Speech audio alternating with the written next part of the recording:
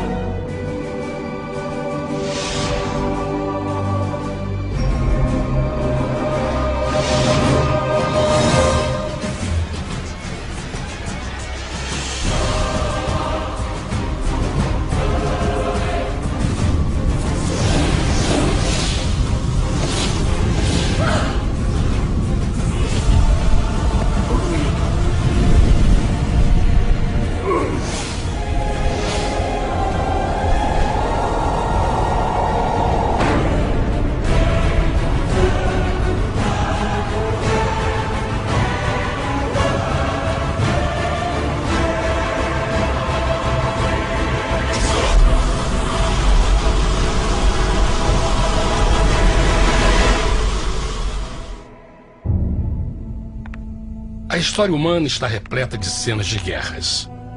E todas as pessoas já experimentaram conflitos. Mas para entender a origem do mal, devemos viajar ao passado para a Primeira Guerra do Universo. Porque esta guerra não aconteceu na Terra. Antes que o nosso mundo existisse, houve uma guerra no céu. Mesmo as palavras guerra no céu soam como uma contradição. É quase inimaginável para nós que pudesse haver batalhas e conflitos entre as criações de Deus no paraíso. O que pode ter causado este conflito celestial?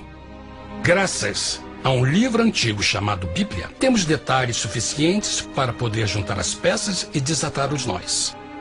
Mesmo que trágica, é uma extraordinária e bela história de amor que vai desde o princípio dos tempos até tocar pessoalmente a você, a mim e a cada indivíduo na Terra.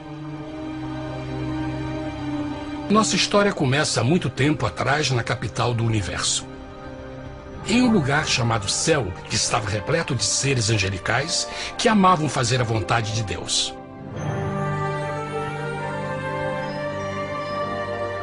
Sob o justo e amoroso governo do Criador, todo o céu desfrutava uma existência de felicidade e perfeita paz. O príncipe supremo do paraíso e comandante dos anjos era o poderoso e amoroso Filho de Deus, mais conhecido com o nome que adotou quando veio à Terra, Jesus. Ele tinha o mesmo propósito e pensamento com Deus, o Pai. O céu, sob o comando compassivo do Pai, Filho e Espírito Santo, provou ser um maravilhoso lugar de paz e alegria. Para realizar as ordens de Deus, a Trindade estava rodeada de um oceano virtual de inumeráveis espíritos ministradores chamados serafins e querubins, mais conhecidos como anjos.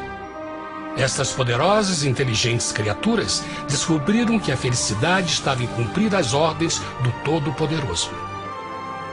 Mas Deus criou um extraordinário anjo para atuar como líder de toda a multidão celestial. A Bíblia nos diz que seu nome era Lúcifer, que significa portador da luz. Este querubim foi o maior ser criado por Deus e assumia a posição mais próxima do trono de Deus, estando diretamente sob a autoridade de Jesus. A tarefa de Lúcifer era difundir a luz e o conhecimento da vontade de Deus a todos os outros anjos. Lúcifer foi o mais esplêndido ser criado por Deus. Era extremamente bonito e dotado de enormes poderes de liderança e organização. Entre os anjos, ele foi muito admirado, respeitado e amado como amigo. Mesmo assim, Deus previu o mal que Lúcifer estava a ponto de introduzir no reino da luz. Cheio de sabedoria e formosura, de todas as pedras preciosas te cobrias. Tu eras o querubim, ungido para cobrir, e te estabeleci. No monte santo de Deus estavas. No meio das pedras afogueadas andavas. Perfeito eras nos teus caminhos, desde o dia em que foste criado, até que se achou iniquidade em ti. Quando Lúcifer percebeu a sua beleza e poder, seu coração pouco a pouco começou a mudar. Permitiu que seu enfoque se afastasse de Deus e direcionou seu amor para si mesmo. Talvez nunca saberemos completamente como e porquê estas sementes de rebelião germinaram em seu coração. Mas o profeta Isaías nos dá uma visão do pensamento de Lúcifer. Como caíste desde o céu, ó estrela da manhã, filha da alva! Como foste cortado por terra, tu que debilitavas as nações! E tu dizias no teu coração: eu subirei ao céu, acima das estrelas de Deus exaltarei o meu trono. Subirei sobre as alturas das nuvens, e serei semelhante ao Altíssimo. Lúcifer, aos poucos, começou a cobiçar o poder de Deus, mas não sua personalidade. Ao pensar em suas próprias habilidades e belezas extraordinárias, os perversos tentáculos do orgulho e vaidade congelaram sua mente. Este ressentimento e inveja fizeram com que ele violasse a lei sagrada de Deus e se rebelasse contra seu governo. Precisamos fazer uma pausa e esclarecer algo. Desde o princípio, Deus ordenou que as leis da física governassem o mundo material em que vivemos. Sem essas leis naturais, o universo seria um caos. Do mesmo modo, as leis morais de Deus sempre têm dado segurança e estabilidade ao cosmos. Alguns pensam que os 10 mandamentos não existiram, até que o Senhor os entregou a Moisés no Monte Sinai. Mas as Escrituras nos ensinam que os princípios das leis de Deus sempre existiram por toda a eternidade, pois são a base fundamental de seu reino de amor. Seguros todos os seus mandamentos, permanecem firmes para todo sempre e são feitos em verdade e retidão. Os 10 mandamentos são um resumo das características de um Deus de amor. Os primeiros 4 mandamentos descrevem quem é Deus, seu poder, seu território e autoridade. Os últimos 6 descrevem como é Deus, sua honestidade, sua pureza, sua fé. Todas estas coisas sempre foram verdade e sempre serão verdade. Agora, pela primeira vez na história da eternidade, Lúcifer começou a violar estes princípios perfeitos. Lúcifer sabia que se fosse compartilhar o poder e status de Deus, necessitaria de apoio. E deu início ao trabalho. Começou sorrateiramente a circular entre os outros anjos, plantando sementes de dúvida e descontentamento a respeito da liderança de Deus, ao mesmo tempo em que, sutilmente, revelava suas próprias virtudes. Ele insinuou que Deus abusava de seu poder divino e suas leis restringiam a verdadeira liberdade e felicidade de suas criaturas. Com seu raciocínio audaz e poder de influência, Lúcifer pôde persuadir a um grande número de anjos a se unirem para seu motim. Talvez se perguntem, como tantos anjos inteligentes puderam seguir esse desertor? Bom, lembrem que até esse ponto nenhum anjo tinha escutado uma mentira. E nesse primeiro estágio da rebelião, os anjos não perceberam a obsessão de Lúcifer em assumir a posição de Deus. Não sabiam que finalmente ele planejaria a tortura e o assassinato do Filho de Deus na cruz com a intenção de ocupar o seu trono. Estranhamente, Lúcifer pensou que poderia ocultar seus verdadeiros propósitos de Deus. Ai dos que querem esconder profundamente o seu propósito do Senhor e fazem as suas obras às escuras e dizem: quem nos vê e quem nos conhece? Não pense nem por um momento que a rebelião de Lúcifer surpreendeu Deus e o pegou desprevenido. O Senhor sabe de todas as coisas e os pensamentos de suas criaturas. Ele entendia exatamente o que estava se passando pela mente de Lúcifer. E piedosamente Deus advertiu o desgarrado anjo do perigo. Mas no final, o orgulho e a vaidade não permitiram que Lúcifer se arrependesse. Então, iniciou a rebelião total contra Deus em vez da humilde obediência. Alguns podem perguntar: isso significa que Deus criou um anjo defeituoso? Não, mas ele criou Lúcifer com livre-arbítrio. Verão que o livre-arbítrio é uma coisa maravilhosa, mas também muito perigosa, incluindo o risco de uma rebelião e a possibilidade de que o amor de Deus seja rejeitado. Vejam que o amor real não pode vir de uma criatura pré-programada e não pode ser forçado, deve ser voluntariamente dado. Por exemplo, mesmo que seja bonito este cachorro robô, na verdade, nunca poderá amar-me. Posso fazer que pareça que me ame, mas só estará seguindo instruções pré-programadas. Em que opção? Por outro lado, este pequenino está realmente feliz em ver-me.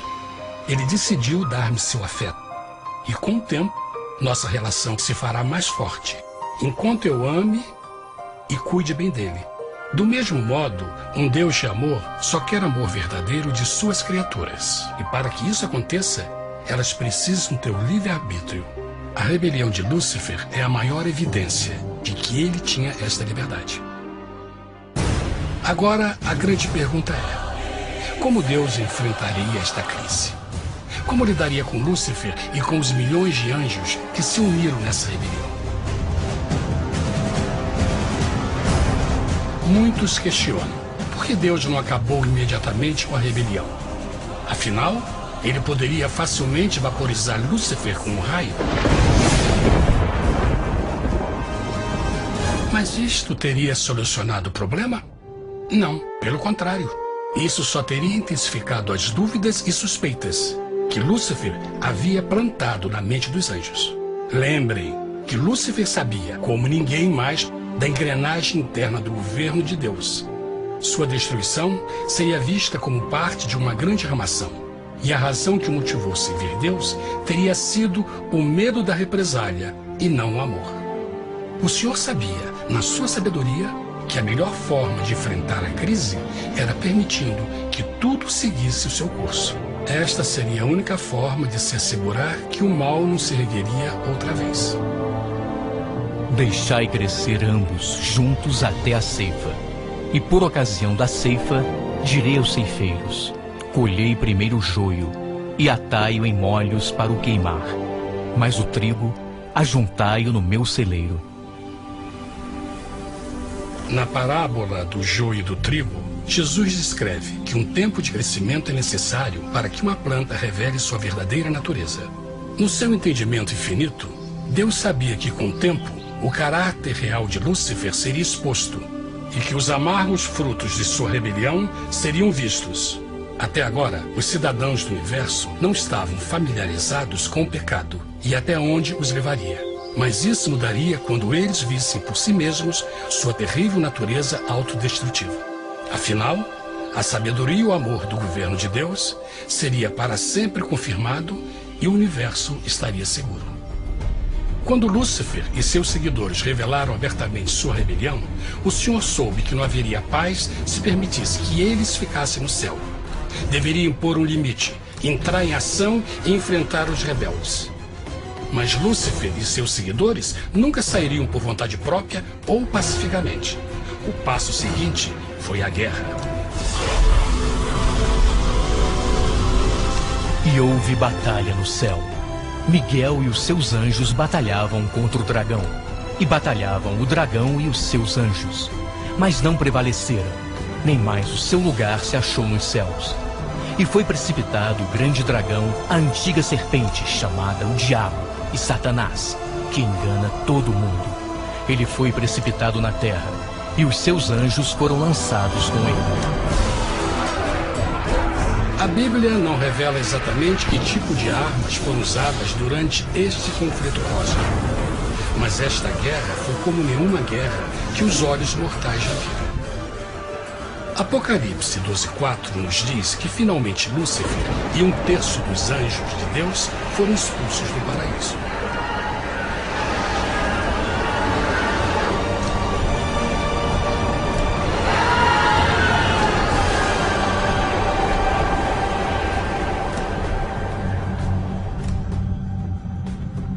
Mas e agora? Lúcifer tinha milhões de anjos ao seu lado, mas precisava de um pedaço de chão para continuar sua rebelião. Rápido, muito rápido, o universo começou a entender o quão doloroso e caro o pecado poderia chegar a ser. Mas a guerra não tinha terminado, apenas começava. Lúcifer, o portador da luz, agora virou Satanás, o adversário.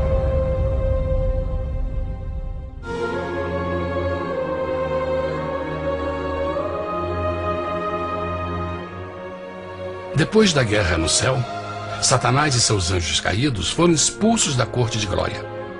Por um tempo, o diabo e seus demônios vagaram pelo universo buscando inutilmente mundos que se compadeceram e se uniram à sua rebelião. Enquanto isto, o coração de Deus sentia intensamente o vazio que deixou a perda de Lúcifer e seus anjos. Então o Pai, o Filho e o Espírito Santo retomaram o seu trabalho favorito, o maravilhoso trabalho da criação. Decidiram fazer um mundo novo, pleno, com muita variedade e diversas criaturas de amor. Este novo mundo seria único, porque as criaturas principais seriam feitas à imagem de Deus. Para eles, o Senhor também daria o domínio deste planeta novo, que conhecemos como Terra. No princípio, Deus criou a terra. E viu Deus tudo quanto tinha feito, e eis que era muito bom. Que imagem maravilhosa! Deus forma um novo mundo, nosso planeta, Terra. E em cada maravilhoso dia da criação, algo novo e espetacular começa a fazer parte da cena. Por exemplo, no terceiro dia, Deus falou e uma linda e exuberante vegetação fez parte da existência. Plantas de todas as cores, formas e tamanhos. No quinto dia, o mundo estava repleto de espantosas e exóticas criaturas, que podiam tanto se elevar aos céus como deslizar pelas águas azuis. E outras podiam fazer as duas coisas. No sexto dia, houve a introdução de um grande número de animais terrestres. Desde o gigante elefante até o pequeno esquilo, cada um encontrou um lugar nesse novo planeta para viver em harmonia com o resto da criação. E também no sexto dia, Deus criou o homem. E disse Deus: façamos o homem à nossa imagem conforme a nossa semelhança. E formou o Senhor Deus o homem do pó da terra, e soprou em suas narinas o fôlego da vida, e o homem foi feito alma vivente. E plantou o Senhor Deus um jardim no Éden, do lado oriental, e pôs ali o homem que tinha formado.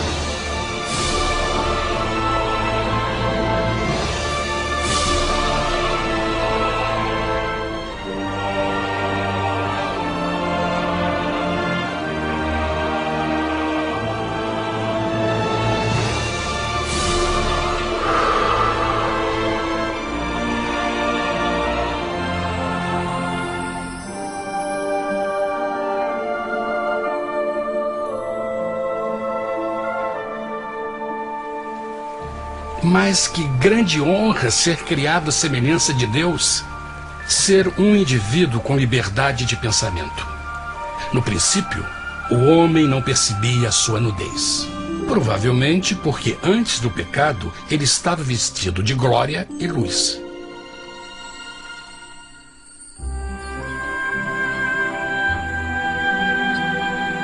Deus também criou a companheira perfeita para Adão, sua bela esposa Eva.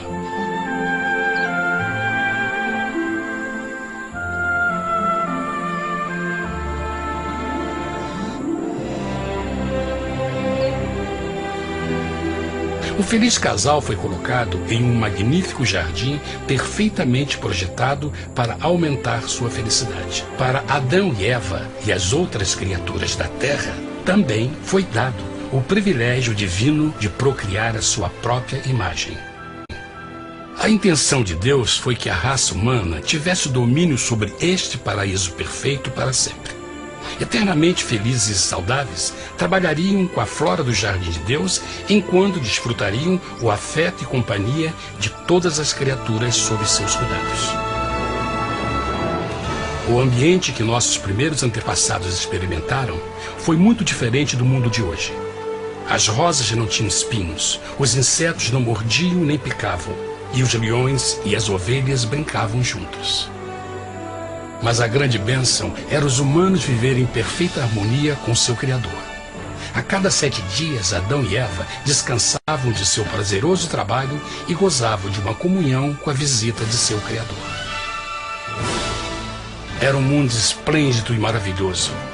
E esse estado de felicidade teria continuado eternamente se nossos primeiros parentes tivessem mostrado fidelidade com uma simples prova. Mas da árvore do conhecimento do bem e do mal, dela não comerás, porque no dia em que dela comeres, certamente morrerás. Visto que o adversário havia contaminado o universo com sua rebelião, o Senhor viu a necessidade de uma simples prova de amor e lealdade. Lembrem que os anjos bons acabaram de ver 1/3 de seus amigos serem expulsos do céu durante a guerra.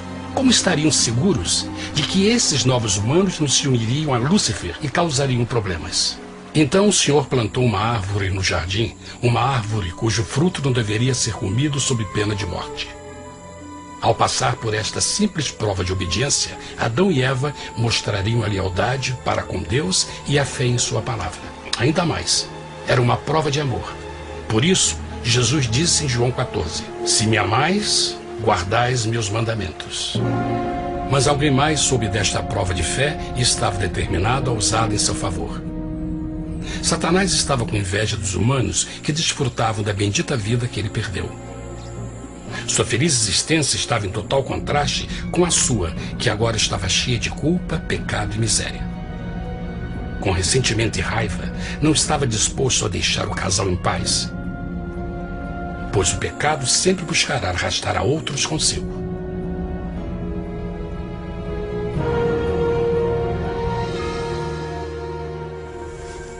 Então um dia, quando Eva estava concentrada em seu agradável trabalho, se viu sozinha e muito perto da árvore proibida.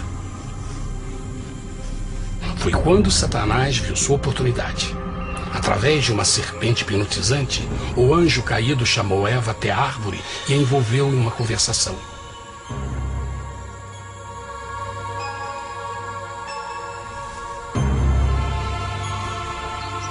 Suas palavras encantadoras foram cuidadosamente calculadas para gerar desconfiança a Deus.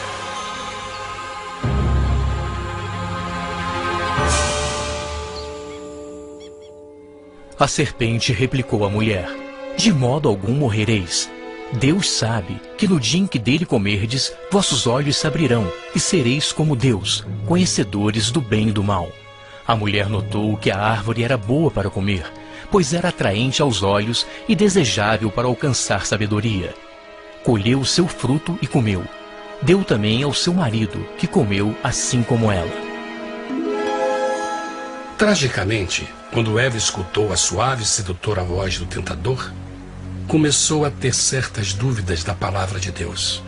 A serpente enganou-o com a promessa de grande poder e sabedoria. Isso chamou sua atenção. Além disso, aparentemente um fruto deu à serpente a habilidade de falar. Que outros poderes poderia dar a ela? E mesmo tendo acabado de conhecer a serpente, ela confiou em sua palavra acima da de Deus, quem a criou, e lhe deu um paraíso para viver. Então Eva comeu o fruto proibido e convenceu seu esposo a fazer o mesmo. Adão poderia ter escolhido ser fiel a Deus, mas colocou seu amor pela esposa acima do seu amor por Deus. Quando os nossos primeiros parentes mostraram lealdade ao inimigo, o domínio da terra foi tomado por Satanás. Não sabeis que, vos oferecendo a alguém para lhe obedecer, vos tornais escravos daquele a quem obedeceis? Ninguém pode servir a dois senhores. Este mundo agora seria o último campo de batalha entre o bem e o mal, e o coração de cada homem e mulher seria o prêmio. Adão e Eva não se deram conta desse tempo, mas seu momento de desconfiança e desafio abriria as comportas do sofrimento de milhões de pessoas durante milhares de anos.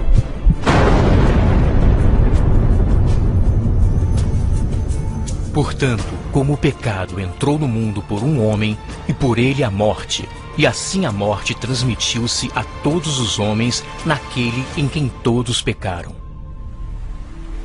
Nossos primeiros parentes logo enfrentaram o terrível resultado de seu pecado.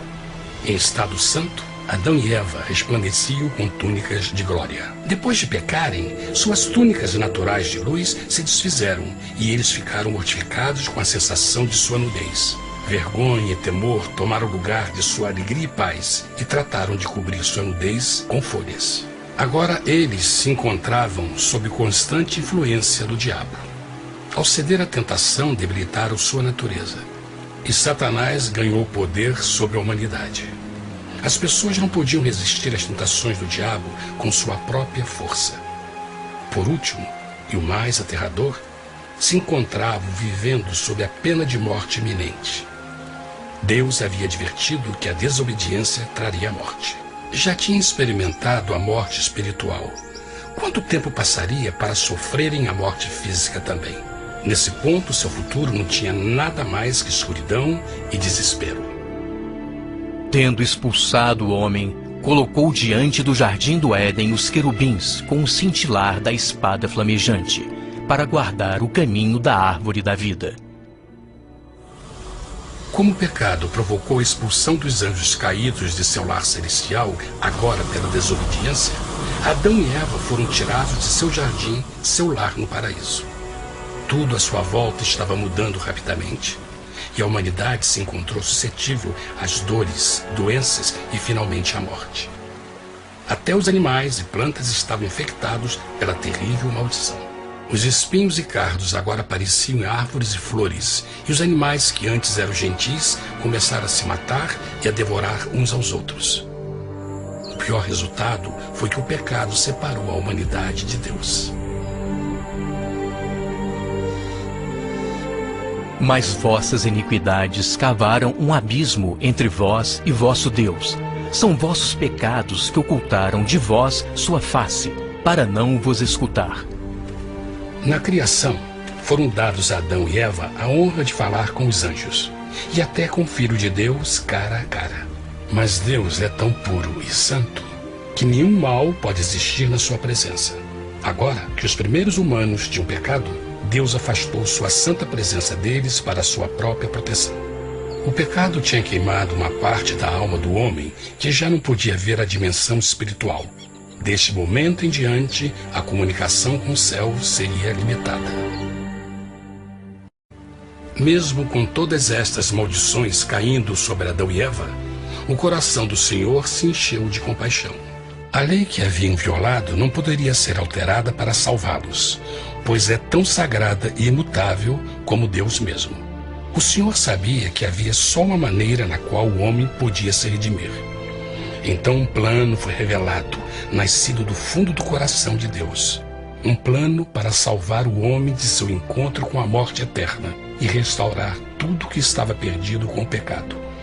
Seria de grande intensidade, alcance e poder, mas seria um plano que também implicaria num enorme sacrifício. O amor de Deus para conosco se manifestou por ter enviado ao mundo seu Filho unigênito, a fim de vivermos por ele. Nisso consiste o amor, não em termos nos amado a Deus, mas em ele nos ter amado e enviado seu Filho para se sacrificar por nossos pecados. As Escrituras claramente ensinam em Romanos 6:23, o custo do pecado é a morte.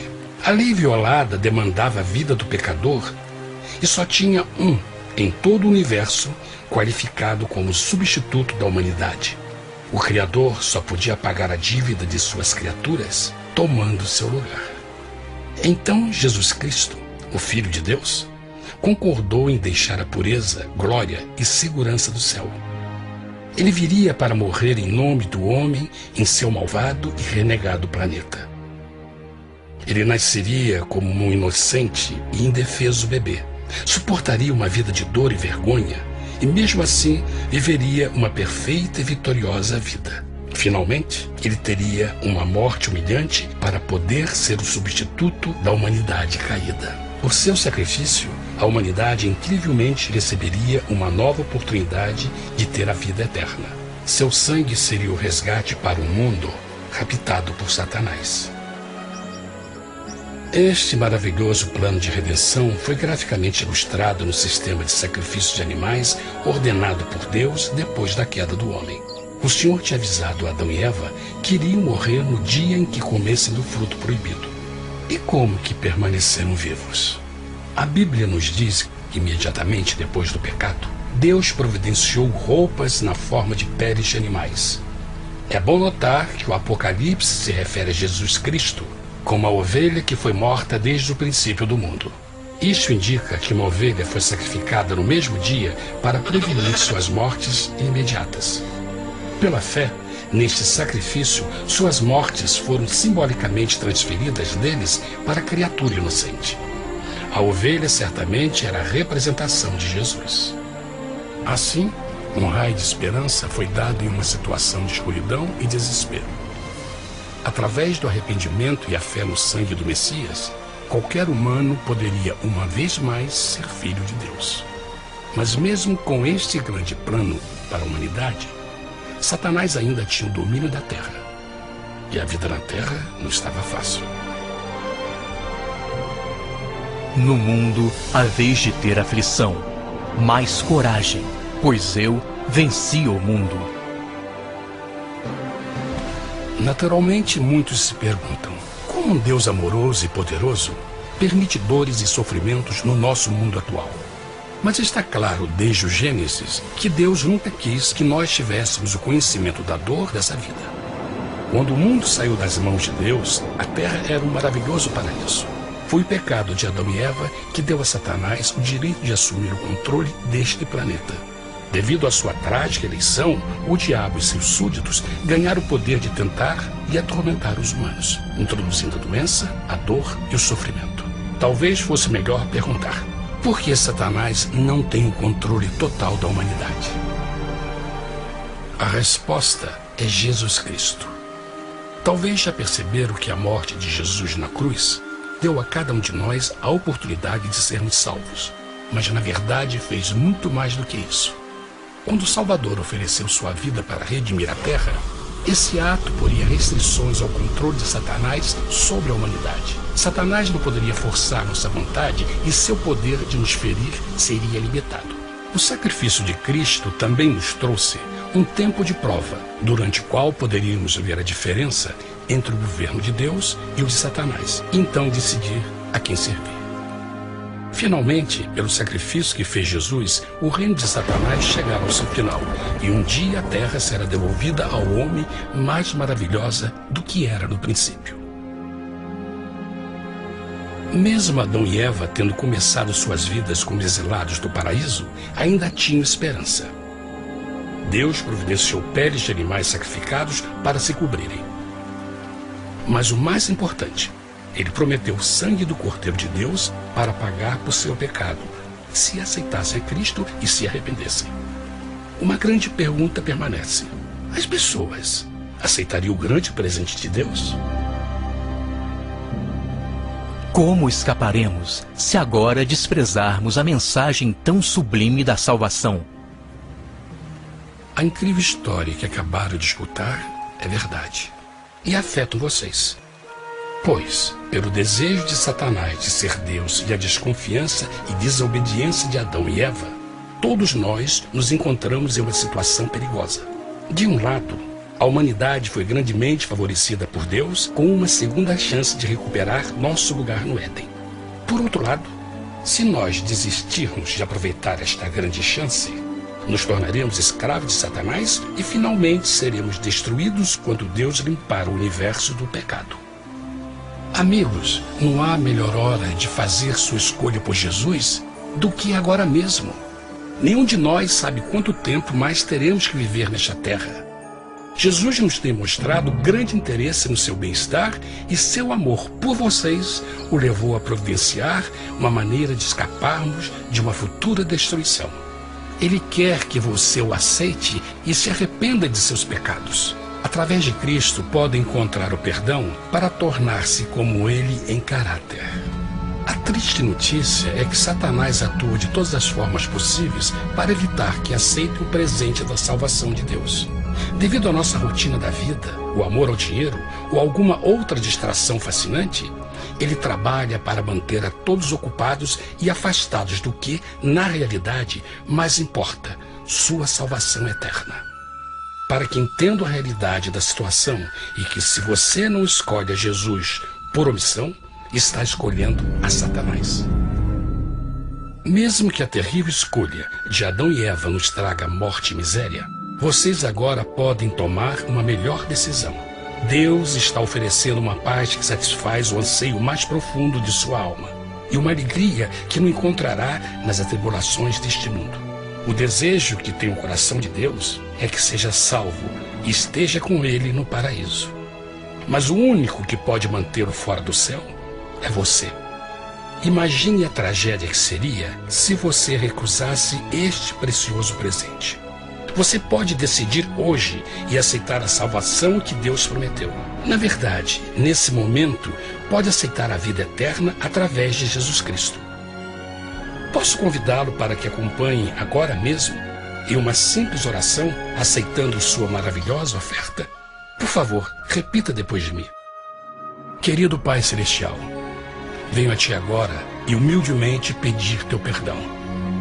Senhor, confesso que sou um pecador e violei Tua santa lei. Entendo que a pena por esse pecado é a morte. Acredito que Jesus Cristo sofreu e morreu na cruz para receber o castigo por todos os nossos pecados. Acredito que Jesus ressuscitou e eu o aceito como meu Salvador pessoal. A partir deste momento em diante, Te dou o meu coração e eu o aceito como o Senhor da minha vida. Por favor, perdoa todos os meus pecados e envia Teu Espírito para ajudar-me a fazer a Tua vontade. Te agradeço por Teu grande amor e aceito Teu presente da vida eterna. E eu oro tudo isso em nome de Jesus. Amém.